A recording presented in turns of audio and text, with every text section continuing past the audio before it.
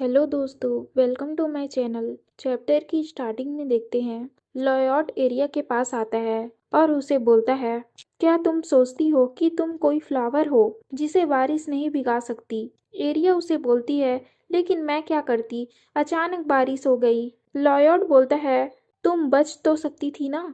Lloyd उसकी तरफ देखता है और उसे बोलता है, तुम इस तरह अपने आप को बीमार मत करो। आखिर तुम इस गार्डन में हर दिन खड़े होकर क्या करती हो? एरिया उसके बातों को इग्नोर करती है। लॉयड उस पर गुस्सा करता है और बोलता है, ठीक है, लेकिन मैं यहाँ क्यों आया हूँ? फिर वहाँ भागते हुए एक मेड आती है। वो लॉयड को बोलती है, यूअर हाइनेस, मुझे लगता है कि आपको मेरे साथ जल्दी चलना चाहिए। लॉयड पूछता है, लेकिन क्यों? मेड बोलती है, हर हाइनेस की तबीयत अचानक खराब हो रही है।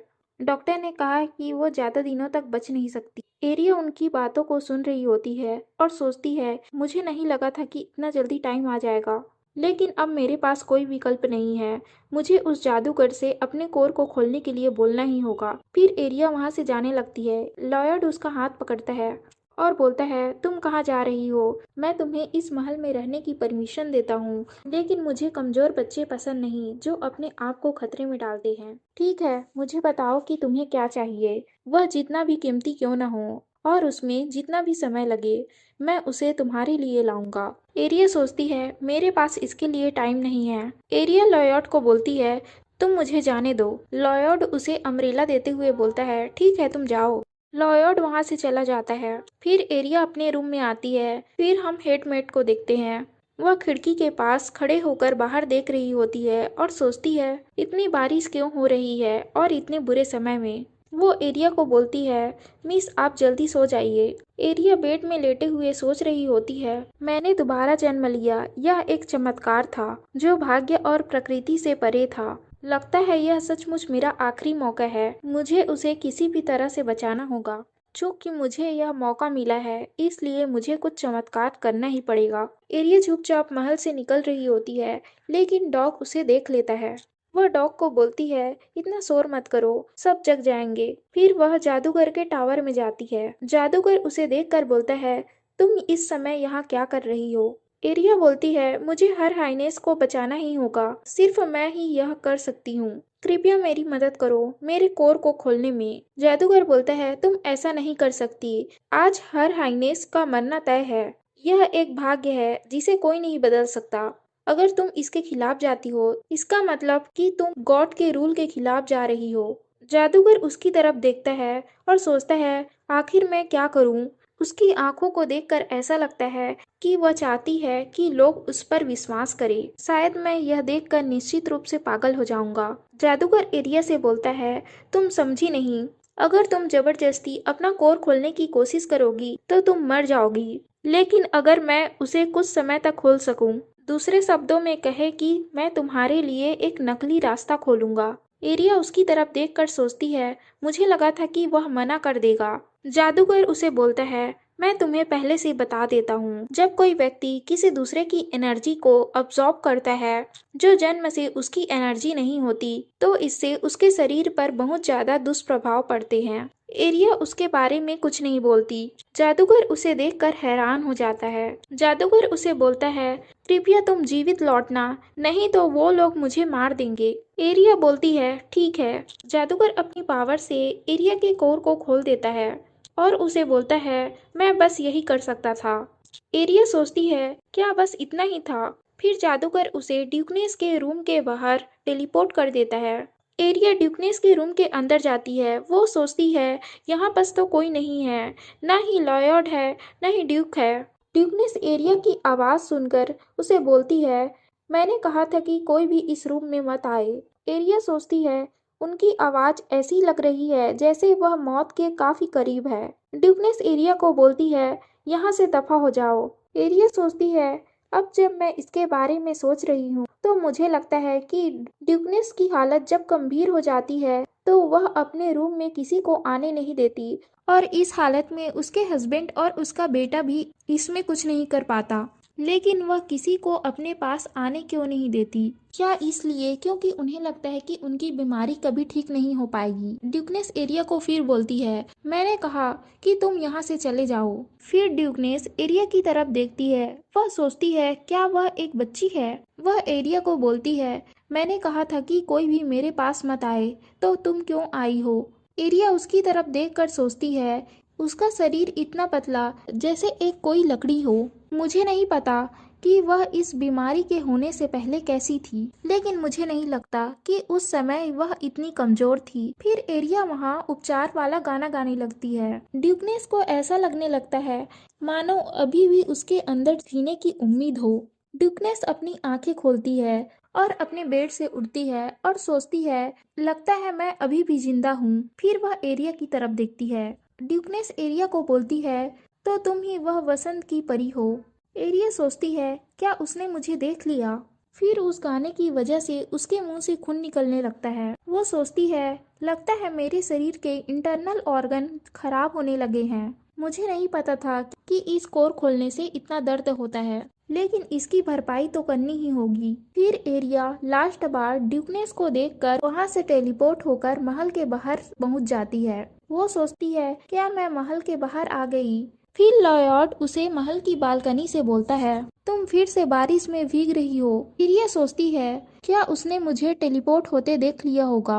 लॉयड उसे बोलता है, क्या वह बारिश है या आंसू? एरिया सोचती है क्या उसने नहीं देखा, तो फिर वह क्यों पूछ रहा है? उसे ऐसा लग रहा होगा कि मैं अपने आंसू छुपाने के लिए बारिश में खड़ी हूँ, क्योंकि मुझे बेच दिया गया है और मुझे सहारा देने वाला कोई नहीं है। उसे गलत फहमी में रहने देना आसान हो सकता है। लॉयड उसे बोलता है, क्या तुम्हारे अंदर की प्रतिभा मुझे हमेशा परेशान करने के लिए होती है? फिर लॉयड वहाँ से छलांग लगाकर एरिया के पास आता है। वो बोलता है, तुम यहाँ बारिश में खड़े मत रहो, इसकी वजह से मेरा मूड और खराब हो रहा। आखिर तुम अपने साथ ऐसा क्यों करती हो? एरिया उसके सर पर हाथ रखती है और बोलती है, ठीक है, अब शांत भी हो जाओ। लॉयड सोचता है आखिर वह क्या कर रही है। एरिया सोचती है उसके बाल तो बहुत मुलायम हैं, वह अभी भी एक बच्चा है। लॉयड को एरिया के वैसा करने से बहुत अच्छा लग रहा होता है। लॉयड बोलता है, आखिर तुम यह क्या कर रही हो? एरिया सोचती है, डाना जो मेरे साथ करती थी, जिससे मुझे बहुत अच्छा महसूस होता था, मुझे लगा कि तुम्हें भी इससे बहुत अच्छा लगेगा। वो लॉयड को बोलती है, मैं तुम्हें दर्द में नहीं देख सकती। एरिया उसके सर को सहलाने लगती है। लॉयड उसका हाथ हटाते हुए बोलता है, तुम्हें लगता है कि मैं भी तुम्हारी तरह कमजोर हूँ? अगर तुम बारिश में इस तरह खड़ी रहोगी तो तुम बीमार पड़ जाओगी। क्या तुम्हें नहीं पता कि तुम्हें किस तरह जीवन जीना चाहिए? अगर तुम ऐसा करती रहोगी तो तुम मर जाओगी। एरिया सोचती है, मैं यह पहले से जानती हूँ। मैं ये भी जानती हूँ कि वैलेंटाइन फैमिली के सभी लोग बहुत कम उम्र में मर गए थे। लॉयड उसका हाथ पकड़ते हुए बोलता है, मैं तुम्हारे साथ नरमी नहीं बरतूंगा, भले ही तुम कितने भी आंसू बहाओ। तुम मेरे साथ चलो। फिर वो लोग महल के अंदर आते हैं। तभी मेड उनके पास आकर बोलती है, आखिर वो लोग इतने भीगे हुए क्यों हैं? अगर ऐसा ही चलता रहा तो वो लोग बीमार पड़ जाएंगे। लॉयड उसे पोंछने के लिए एक टॉवल देता है और उसे उसके रूम में ले जाता है। लॉयड एरिया से बोलता है, मैं यहाँ जाने से पहले तुम्हारी जिम्मेदारी लेता हूँ। लॉयड एरिया से पूछता है, क्या तुम अपने आप नहा सकती हो? एरिया लॉयड को बोलती है, मैं छोटी बच्ची नहीं हूँ। लॉयड बोलता है, तुम हो। एरिया गर्म पानी को देखते हुए बोलती है, क्या उसने मेरे लिए यह तैयार किया? एक ऐसा यंग मास्टर जिसे सर्व करने के लिए बहुत सारे मेड होते हैं, वह खुद कोई काम नहीं करता। वह लॉयड के सिर पर फिर हाथ रखती है। लॉयड बोलता है, आखिर तुम फिर ऐसा क्यों कर रही हो? जल्दी से नहाकर दूसरे कपड़े बदलो। और वहां से चला जाता है। एरिया सोचती है, क्या वह बाहर से मेरी निगरानी कर रहा है? लॉयड उसे बाहर से बोल रहा होता है, मैंने ग्रैंड डुक को बताए बिना अपने नाइट्स को ऑर्डर दिया है कि तुम्हारे लिए एक दूसरे घर की खोज करे। मैं उसे एक दिन खोज लूंगा, तो तब तक तुम इस महल में रह सकती हो। वह एरिया को बोलता है, तुम्हें पता ही होगा कि अगर हम दोनों शादी करें तो हम बड़े होते तक डिवोर्स नहीं ले सकते। यही मौका है तुम्हारे भागने का। लॉयड बोलता है तुम जवाब क्यों नहीं दे रही। एरिया लॉयड के पास आकर बोलती है मैं यहाँ से नहीं भागने वाली। चलो हम 10 साल बाद डिवोर्स ले लेंगे तो मुझसे शादी कर लो। लॉयड उसे बोलता है मैं तुम्हारी बात नहीं समझा कि तुम डिवोर्स चाहती हो या शादी चाहती हो, लेकिन मैं जानता हूँ कि तुम्हें पैसे और पोजीशन से कोई मतलब नहीं है। ऐसा लगता है कि तुम इसलिए यह कर रही हो क्योंकि तुम अपनी सुरक्षा के लिए चिंतित हो। एरिया लॉयड के फेस पे किस करती है। लॉयड उसे आश्चर्य से देखता है। एरिया बोलती है तुम इसे वापस मत करना। लॉयड का फेस पूरी तरह लाल हो जाता है। फिर एरिया अपने रूम में चली जाती है। फिर एरिया के रूम में हेडमेड भागते हुए आती है। हेडमेड उनसे पूछती है मैंने सुना है कि आप लोग दोनों बारिश में भीग रहे थे, आखिर हुआ क्या था। हेडमेड एरिया के पास आकर बोलती है क्या यंग मास्टर ने आपको धमकी दी। हेडमेड लॉयड से पूछती है क्या आप दोनों के बीच कुछ हुआ है। लॉयड बोलता है यह बस एक लापरवाह बनी है। वह एरिया से पूछता है तो ठीक है बताओ तुम मेरे से शादी करना क्यों चाहती हो। एरिया सोचती है वह मेरा जवाब सुनकर अपना निर्णय लेगा। अगर मेरा जवाब उसे पसंद नहीं आया तो वह मुझे महल से बाहर निकाल सकता है। एरिया उसे लिख कर बोलती है मैं उस पर्सन के साथ रहना चाहती हूँ जिसने मेरी जान बचाई है। फिर वहां भागते हुए एक सर्वेंट आता है। वो लॉयड को बोलता है एक बहुत बड़ा चमत्कार हुआ है। हर हाइनेस की तबीयत अचानक ठीक होने लगी है। लॉयड उसे बोलता है क्या वह खतरे से बाहर आ चुकी। सर्वेंट बोलता है नहीं, यह उससे भी अधिक। वह पूरी तरह अचानक स्वस्थ हो गई है।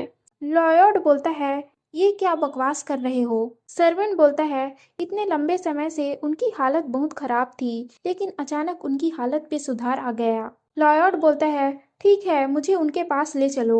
लॉयड वहां से चला जाता है। एरिया सोचती है मेरी आंखों में भारीपन महसूस हो रहा है, क्या इस वजह से क्योंकि मैं इतने लंबे समय से बारिश में खड़ी रही, लेकिन मुझे अब बहुत अच्छा महसूस हो रहा है, मैंने उसकी जान बचा ली। फिर हम एरिया को दूसरे दिन देखते हैं। वो बेड में लेटी होती है और बहुत बीमार होती है। एरिया की तबीयत इतनी खराब होती है कि उसके आंखों से आंसू निकलने लगते हैं। फिर हम लॉयड को देखते हैं जो उसकी देखभाल कर रहा होता है। वो एरिया से बोलता है तुम इतना क्यों रो रही हो। एरिया सोचती है मैं इसलिए रो रही हूँ क्योंकि मुझे बहुत दर्द हो रहा। लॉयड उसे बोलता है तुम्हारे मास्क पूरी तरह भीग चुके हैं और तुम्हारा शरीर फीवर की वजह से तप रहा है, क्यों ना तुम इस मास्क को उतार दो। एरिया उसकी बातों को अनसुना करती है। फिर लॉयड एरिया से बोलता है क्या मैं यह भी नहीं जान सकता कि मेरी फ्यूचर वाइफ कैसी दिखती है। एरिया बोलती है तो क्या तुम मुझसे शादी करने वाले हो। लॉयड बोलता है तुमने ही कहा था। एरिया सोचती है यह तो ठीक है, लेकिन मुझे लगा था कि तुम इसके लिए नहीं मानोगे। लॉयड हमेशा उन लोगों से नफरत करता है जो बहुत कमजोर होते हैं। एरिया लॉयड को बोलती है मैं इसलिए बीमार नहीं हुई कि तुम मेरी चिंता करो। लॉयड बोलता है मैं जानता हूँ कि तुम अपनी देखभाल करने नहीं जानती। एरिया बोलती है देखभाल। लॉयड बोलता है तुम एक मूर्ख हो जो ये भी नहीं जानती कि अपने आप की देखभाल कैसे करे, और तुम कैसी दिखती हो इससे मुझे कोई मतलब नहीं। एरिया बोलती है क्या तुम मुझे बाहर निकाल दोगे क्योंकि मैं बहुत बदसूरत हूँ। लॉयड बोलता है मैंने तुमसे कहा ना, मुझे परवाह नहीं कि तुम कैसी दिखती हो, तुम मेरी पहली हो इसलिए इससे कोई फर्क नहीं पड़ता। क्या मैं तुम्हारा मास्क उतार सकता हूँ। एरिया उसे परमिशन दे देती है। लॉयड एरिया का मास्क उतारता है। वो एरिया की खूबसूरती को देखते ही रह जाता है। लॉयड उसे बोलता है ठीक है अब जल्दी से ठीक हो जाओ, मेरा नाम लॉयड कार्डिनस वैलेंटाइन है और तुम्हारा नाम क्या है। एरिया अपना नाम बताती है मेरा नाम एरिया कॉटेज है। लॉयड बोलता है ठीक है अब तुम आराम करो। फिर हम चर्च में उसी नाइट को देखते हैं। उसके सामने फीमेल सेंट होती है। वो उस नाइट को बोल रही होती है क्या तुम ठीक हो। नाइट अपने बेड से उड़ते हुए बोलता है सेंट वेरोनिका। सेंट उसे बोलती है तुम उठने की कोशिश मत करो, तुम्हारी तबीयत अभी भी ठीक नहीं हुई है। नाइट उसे बोलता है मेरी मदद करने के लिए शुक्रिया, लेकिन आप रो क्यों रही है। सेंट अपनी आंसू पोंछते हुए बोलती है तुम्हें इतनी चोट लगी है और मैं तुम्हारे लिए चिंतित हूँ इसलिए। फिर हमें बताया जाता है चर्च में वो लोगों को सेंट का टाइटल मिलता है जिनका जन्म महान दिव्य शक्तियों के साथ होता है। इस चर्च में जिनके पास दिव्य शक्ति होती है उनके बीच रैंक होता है और जिनकी आंखें सुनहरी चमकती है वो ऊंचे पद पे होते हैं। लेकिन इनमें सेंट वेरोनिका एक ऐसी वुमन है जो बहुत दयालु है। उसे सब लोग प्यार और रिस्पेक्ट देते हैं। वो नाइट सोचता है वह एकमात्र ऐसी है जो मेरा ख्याल रखती है, ये जानते हुए भी कि मुझे कभी भी यहाँ से निकाला जा सकता है। इसलिए ऐसा कैसे हो सकता है कि उन्हें कोई नापसंद करे। सेंट उसे बोलती है, जब मैंने तुम्हें यहाँ लाया तो तुम बेहोश थे। मुझे माफ कर दो, मैंने तुम्हें नींद से जगाया। तुम हिल नहीं रहे थे, इसलिए मुझे लगा कि तुम्हें कुछ हो गया है। नाइट उसे बोलता है, मेरे जैसे लोगों के लिए आपको रोने की कोई जरूरत नहीं। सेंट उसे बोलती है, तुम ऐसा कैसे बोल सकते हो? गॉड हर एक लोगों की रक्षा करता है, चाहे वह घास का टुकड़ा क्यों ना हो। और तुम अपने आप को ऐसा क्यों समझ रहे हो? क्या तुम गॉड के प्यार को इग्नोर कर रहे हो? नाइट उसे बोलता है, मेरा ये मतलब नहीं था। सेंट बोलती है, तो बताओ तुम्हारे साथ क्या हुआ था? नाइट उसे बताता है, जब मैं अपने विलेज गया था तो मुझे एक बच्ची खतरे में दिखी, लेकिन मैं उस बच्ची को बचा नहीं सका। मैं उन लोगों के सामने बहुत कमजोर था। मैं एक ऐसा नाइट हूँ जिसे पोप की कृपा और उदारता से नाइट बनने का अवसर मिला। मैं हमेशा से ही कमजोर हूँ, लेकिन मेरे साथ कोई ना कोई चमत्कार हो ही जाता है जिसकी वजह से मुझे अभी तक बाहर नहीं निकाला गया है। क्या मैं अभी भी अनाथ हूँ जो अभी तक उन निचले सड़कों पर भटक रहा है? सेंट उसे बोलती है, माय लॉर्ड, तुम खुद को इसमें दोषी मत दो। जिस रास्ते पर तुम चल रहे हो उस पर संदेह मत करो। नाइट सोचता है, मैं समझा, यह वही है जो मैं चाहता था। मैं शायद अब तक किनारे पर लटका रहता और यहाँ पहुँच भी नहीं पाता, लेकिन इसने मेरी जान बचा ली। सेंट उसे बोलती है, मेरे ऊपर विश्वास करो। सेंट मन में सोचती है, पिछली बार जो मैंने देखा था वह निश्चित रूप से कोई गलती नहीं थी। कौन जानता था एक छोटा और कमजोर लड़का जो वास्तव में पोप को मात दे सकता है। मैंने इसे पहले खोजा, अब ये मेरा है। सेंट नाइट से बोलती है, मुझे तुम्हारे ऊपर विश्वास है, तो क्या मैं उस रास्ते पर चल सकती हूँ जिसमें तुम चल रहे हो?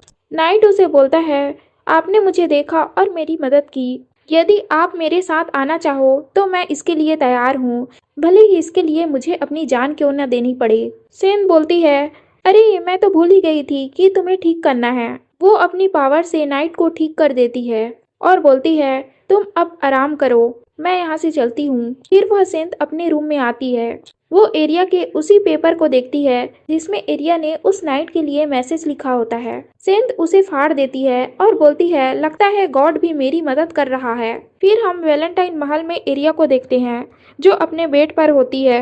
वो देखती है कि लॉयड और विंसेंट उसके रूम में होते हैं। विंसेंट बोल रहा होता है, क्या वह बचपन से बोल नहीं सकती? लॉयड बोलता है, तुम्हें लगता है कि मैं यह नहीं जानता? विंसेंट बोलता है, तो तुम ऐसी बातें क्यों कर रहे हो? लॉयड बोलता है, ऐसा लगता है कि वह अपने दर्द को निगल रही है। विंसेंट बोलता है, तुम क्या बोलना चाहते हो? लॉयड बोलता है, कुछ नहीं, तुम चुप हो जाओ, तुम बहुत शोर कर रहे हो। विंसेंट मुंह बनाते हुए बोलता है, क्या जोड़ी है, तुम और सिस्टर इन लॉ ही हो जो मेरे साथ ऐसा व्यवहार करते हो। लॉयड बोलता है, चुप रहो, बस हम जो कर रहे हैं उसे खत्म करो। एरिया सोचती है, आखिर वो लोग मेरे रूम में क्या कर रहे हैं। फिर लॉयड एरिया की तरफ देखता है। एरिया रो रही होती है। लॉयड उसके पास जाकर उसका आंसू पोंछता है और विंसेंट को बोलता है, क्या उसने सपना देखा होगा? विंसेंट बोलता है, ये बिल्कुल हो सकता है जब कोई आदमी आपको सोते हुए छुए। यह एक समस्या बन सकती है। उन्हें देखकर ऐसा लगता है कि वो उन सब लोगों से कमजोर है जो बैरियर के बाहर रहते हैं। ऐसा लगता है कि सिरीन शारीरिक क्षमताओं की अपेक्षा मनोवैज्ञानिक क्षमताओं में बहुत अच्छी होती है। भले ही आपके व्यक्तित्व में सामंजस्य हो सकता है, लेकिन बाकी मामलों में आप एक दूसरे से टकरा रहे हैं। लॉयड बोलता है, टकराना? विंसेंट उसे बोलता है, आसान शब्दों में कहूँ तो तुम उसके लिए पॉइजन होगे, जैसे कि वह तुम्हारे लिए है। लॉयड बोलता है, क्या मैं उस बच्चे के लिए पॉइजन हूँ? विंसेंट उसे बताता है, मैंने सीरिन की किताबें पढ़ी, तब मुझे पता चला एरिया का जन्म लोगों की भावनाओं को उत्तेजित करने की क्षमता के साथ हुआ है। भले ही वह गा नहीं सकती, लेकिन उसके खून को नहीं छुपा सकते। लॉयड बोलता है, इसका क्या मतलब है? विंसेंट उसे बताता है, जैसे कि वैलेंटाइन फैमिली के सभी लोग जिनका दिमाग बहुत कमजोर होता है और वह आसानी से टूट जाते हैं। मैं कहना चाह रहा, अगर एरिया चाहे तो आपके मन में प्रवेश कर सकती है और आपको हिला सकती है, लेकिन अगर वह कुछ भी नहीं करती तो भी आप हिल सकते हैं। लॉयड बोलता है, तुम ऐसा बकवास क्यों कर रहे हो? विंसेंट बोलता है, मैं वो बताने की कोशिश कर रहा हूँ जो पॉसिबल हो सकता है। फिर हम एरिया को देखते हैं जो सपने में सेंट के बारे में सोच रही होती है। उसने कहा था, जो लोग तुम्हारे गाने के आदी हैं वो लोग अपना दिमाग खो चुके हैं। मैंने सोचा कि इस बार मेरा पास्ट लाइफ जैसे अंत नहीं होगा, लेकिन अगर क्या होगा अगर लॉयड मेरे गाने से आदी हो जाए और अपना दिमाग खो दे। लेकिन ऐसा भी हो सकता है, लॉयड एम्पिरियर से बहुत अलग है। उसने मुझे बचाया और मेरे गाने सुने, लेकिन अब मैं उसके सामने नहीं गा सकती। फिर हम दूसरे दिन लॉयड को देखते हैं जो जादूगर को वहाँ बुलाया होता है। लॉयड जादूगर से बोलता है, डॉक्टर ने कहा है कि उसे कोई फिजिकल प्रॉब्लम नहीं है। उसने कहा कि तुम उसे ठीक कर सकते हो। जादूगर हिचकिचाते हुए बोलता है, उसके बॉडी की एनर्जी उछल रही है, इसीलिए वह ऐसी है। लॉयड बोलता है, क्या? जादूगर बोलता है, उसके शरीर के इंटरनल ऑर्गन खराब हो चुके हैं। लॉयड उसे गुस्से से बोलता है, तुम इसके बारे में मुझे पूरा बताओ। जादूगर लॉयड को पूरी बात बताता है। जादूगर उसे बताता है, जैसा कि तुम्हें पता ही होगा, मिस एरिया की एनर्जी बहुत कमजोर है। जिनके पास बहुत ज्यादा एनर्जी होती है उन्हें कंट्रोल करने में प्रॉब्लम होती है, लेकिन जिनके पास बहुत कम एनर्जी होती है उन्हें भी बहुत समस्या होती है। इसलिए मिस एरिया को रोज एक औषधि पीनी होगी जिससे उनकी एनर्जी स्थिर रहे। लॉयड पूछता है, क्या यह वैलेंटाइन ब्लड लाइन के समान है? जादूगर बोलता है, हाँ, ऐसा सोच सकते हो। मैं तुम्हें एक औषधि देता हूँ जिसे तुम उसे रोज पिलाना। लॉयड बोलता है, ठीक है, मैं उन लोगों को बोल दूंगा। फिर जादूगर वहां से चला जाता है। फिर हम दूसरे दिन एरिया को देखते हैं जो अपनी आंखें खोल रही होती है। वो अपने सामने लॉयड को देखती है। लॉयड उसे वही औषधि पिला रहा होता है। एरिया सोचती है, क्या मैं सच में सपना देख रही हूँ? क्या वह लॉयड ही है? फिर कुछ समय बाद एरिया को अच्छा लगने लगता है। फिर वह अपने बेड से उठती है। लॉयड उसके पास बैठा होता है। वो एरिया को बोलता है, तो फाइनली तुम्हारी आंख खुली, क्या तुम उठ सकती हो? एरिया पूछती है, मैं कितने समय से सोई हुई थी? लॉयड उसे बताता है, 1 हफ्ते से। एरिया बोलती है, तुम इतने थके हुए क्यों लग रहे हो? लॉयड बोलता है, ऐसा होगा ही जब कोई आदमी बिना किसी नींद के बैठा रहे।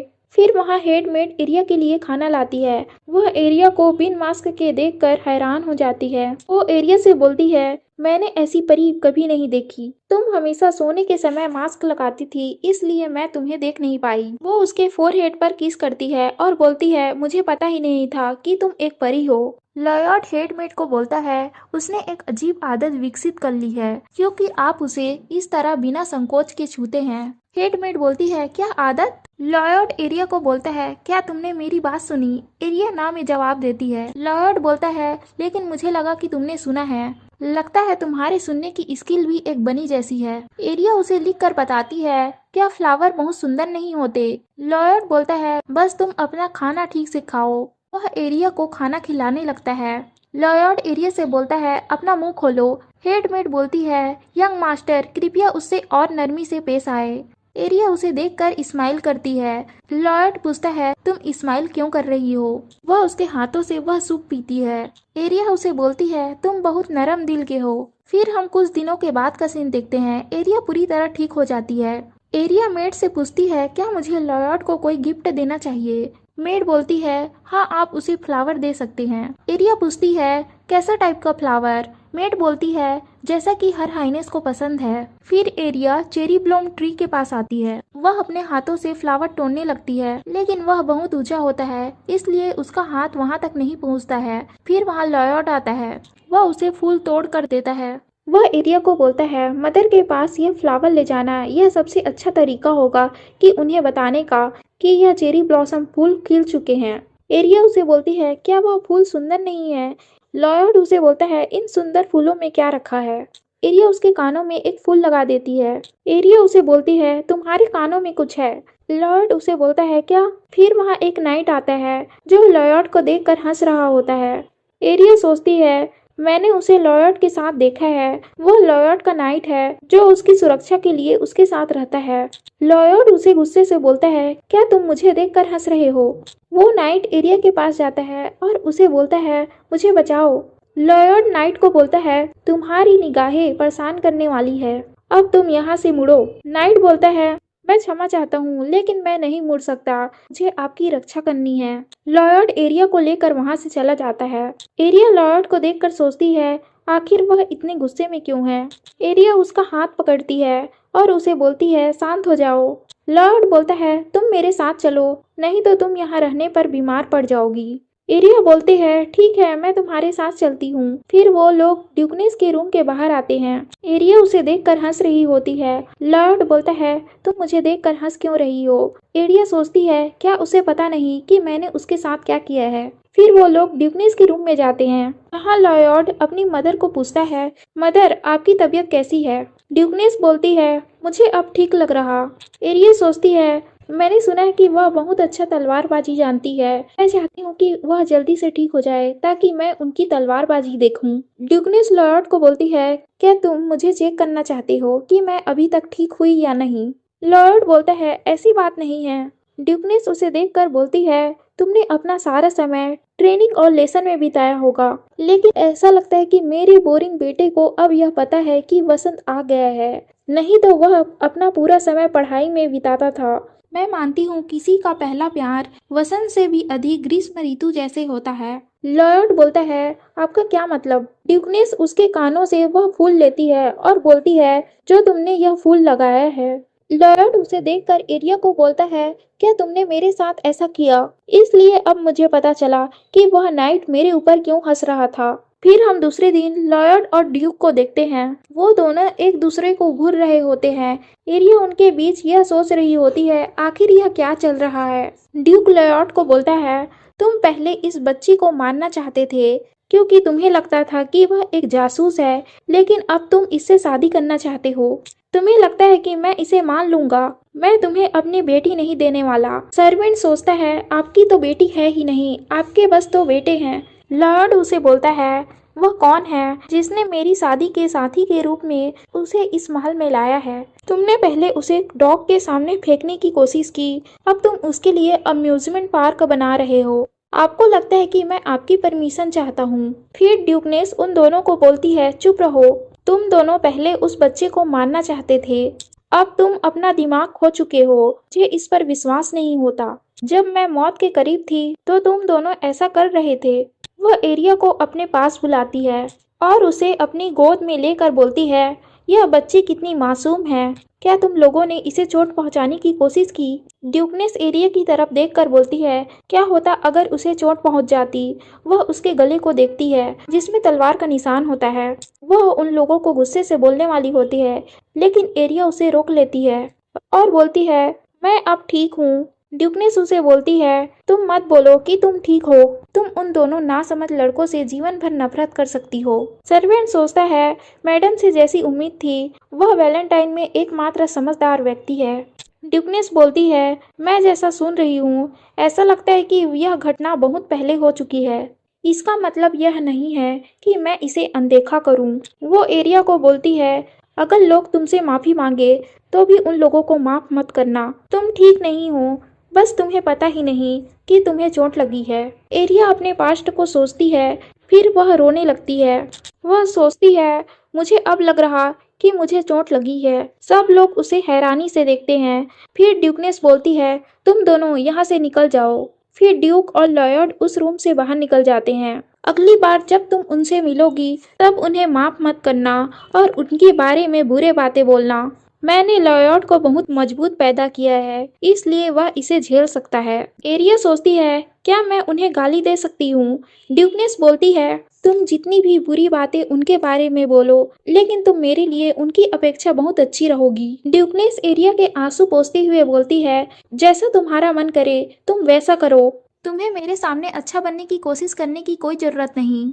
तुम जैसा चाहे वैसा कर सकती हो। तुम एक नॉर्मल बच्चे की तरह जी सकती हो, जैसा मेरे बेटे करते हैं। ड्यूकनेस एरिया को गले लगा लेती है। एरिया सोचती है, मुझे लगता है कि ग्रैंड डुक ने भी मुझे यही कहा था। ड्यूकनेस उसे बोलती है, अगर तुम्हारा कोई रहस्य हो तो तुम मुझे बता सकती हो। अगर तुम्हारा कोई छोटा भी रहस्य होगा तो तुम्हें उसके लिए कोई नहीं बोल सकता। क्या यह सही नहीं है वसंत की परी।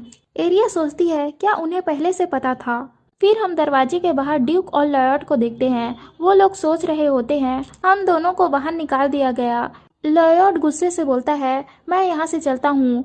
ड्यूक बोलता है, तुम अपना गुस्सा गलत आदमी पर निकाल रहे हो। तुम्हें देख के लगता है कि तुम्हें बहुत कुछ कहना है। लॉयड बोलता है, आपने उसके साथ क्या किया था?